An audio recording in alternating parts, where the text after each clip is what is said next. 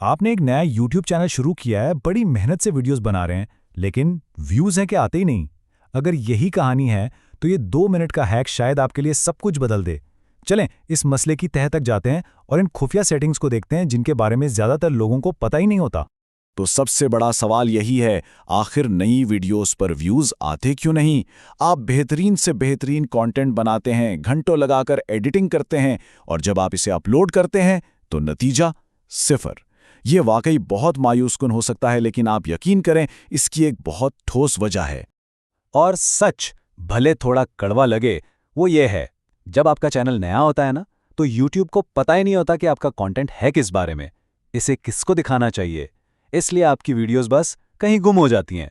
Algorithm को आपकी मदद करने के लिए कुछ इशारों की ज़रूरत होती है। लेकिन घबराने की बात नहीं, हल मौजूद है। और मज़े की बात यह है कि YouTube खुद हमें इसका हल बताता है। सारा खेल है आपके मेटा डेटा का। ये वो खुफिया ज़बान है जिससे एल्गोरिथम समझता है और इसी की मदद से आपके कंटेंट को सही लोगों तक पहुंचाता है।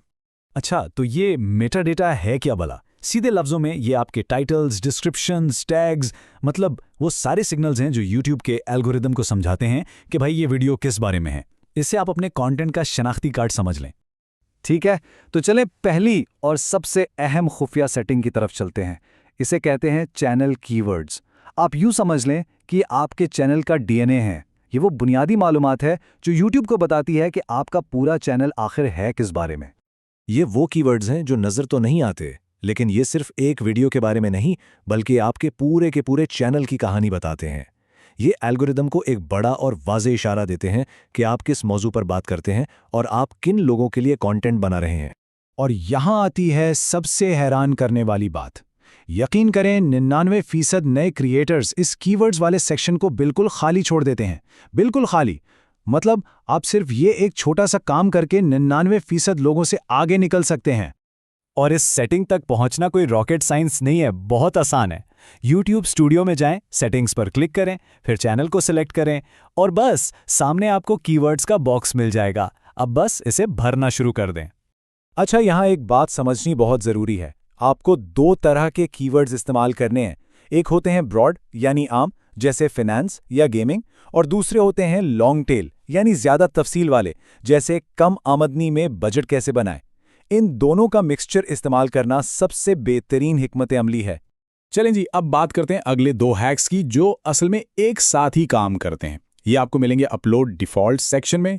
ये आपके चैनल की पहचान को ऑटोमेट करने और हर वीडियो में एक जैसी मालूमात देने का एक ज़बरदस्त तरीका है।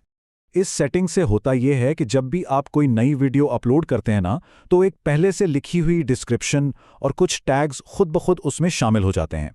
इससे ना सिर्फ आपका वक्त बचता है, बल्कि हर वीडियो एल्गोरिथम को एक जैसी वाज़ेह मालूमात भी देती है। ये जो डिफ़ॉल्ट डिस्क्रिप्शन है ना, इसे समझें कि ये आपके चैनल की एलिवेटर पिच है। मतलब एक छोटा सा पैराग्राफ जिसमें आप बताते हैं कि आपका चैनल किस बारे में है, आप किन लोगों के लिए वीडियोस बनाते हैं और कौन से टॉपिक्स कवर करते हैं। ये मालूमात हर वीडियो के साथ जुड़कर एल्गोरिथम को सिखाती रहती है। और अब आते हैं तीसरी और आखिरी सेटिंग पर, डिफ़ॉल्ट टैग्स। नए चैनल्स के लिए तो ये समझें कि सोने पर सुहागा है।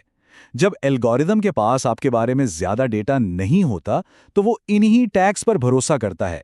तो यहाँ 2 से 5 ऐसे टैग्स डालें जो आपके पूरे चैनल को बयान करते हों, और यहाँ भी वही फॉर्मूला, ब्रॉड और लॉन्ग टेल का मिक्सचर। तो जब आप इन तीनों settings, channel keywords, default description और डिफ़ॉल्ट टैग्स को एक साथ इस्तेमाल करते हैं, तो ये एल्गोरिथम के लिए एक GPS की तरह काम करती हैं। जी हाँ, बिल्कुल एक GPS की तरह। ये एल्गोरिदम को सीधा रास्ता दिखाती हैं, उसे बताती हैं कि आपके कंटेंट की मंजिल क्या है और उसे किन मुसाफिरों तक पहुंचाना है। तो आपके GPS के 3 कोऑर्डिनेट्स क्या हुए? पहला चैनल कीवर्ड्स, दूसरा डिफ़ॉल्ट डिस्क्रिप्शन और तीसरा डिफ़ॉल्ट टैग्स। ये तीनों मिलकर एल्गोरिदम के लिए एक मुकम्मल और वाज़ेह नक्शा बना देते हैं। और जब एल्गोरिथम के पास इतना वाज़ेह नक्शा हो, तो वो आपके कंटेंट को बिल्कुल सही लोगों तक पहुंचाता है, जिससे आपकी वीडियोस को रिकमेंडेशंस मिलना शुरू हो जाती हैं। सीधी सी बात है, आप एल्गोरिथम को कामयाबी के लिए तैयार कर रहे हैं। तो अब जब एल्गोरिथम को रास्ता मिल गया है और वो आपके कंटेंट को सही लोगों तक पहुंचा रहा है, अगला बड़ा सवाल ये है कि आपका कंटेंट खुद इस नई ऑडियंस को रोक पाएगा या नहीं। क्योंकि व्यूज हासिल करना तो जंग का पहला हिस्सा है, असल चैलेंज तो उन्हें बरकरार रखना है।